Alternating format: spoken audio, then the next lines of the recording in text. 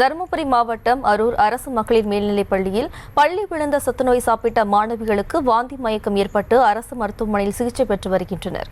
இதுகுறித்தான கூடுதல் விவரங்களோடு இணைகிறார் நமது செய்தியாளர் வெற்றிவேல். வணக்கம் வெற்றிவேல், மேலும் வணக்கம். அதாவது பார்த்தோம்னா தருமபுரி மாவட்டம் அரூர் அரசு மகளிர் மேல்நிலைப் பள்ளியில் நூற்றுக்கணக்கான மாணவிகள் படிச்சு வந்திருக்காங்க. இந்த நிலையில் இன்று மதிய உணவு அந்த மாணவிகளுக்கு வழங்கப்பட்டது. இந்த மாணவிகளுக்கு வழங்கப்பட்ட உணவு முதலில் 8 மாணவிகள் வாங்கி அதை சாப்பிட்டுருக்காங்க. அப்போ ஒரு சில திடீர்னு ஒரு சில மாணவிகளுக்கு வாந்தியும் மயக்கம் ஏற்பட்டிருக்கு. சுவாசித்துக் கொண்ட அந்த பள்ளி நிர்வாகம் அந்த சாப்பாடு பரிமாறாம மற்ற மாணவிகளுக்கும் பரிவாகமா அப்படியே நிறுத்திட்டு அந்த சாதத்தை சோதனை செஞ்சதுல அந்த இறந்து போன பள்ளி ஒன்று அதில் இருந்திருக்கு.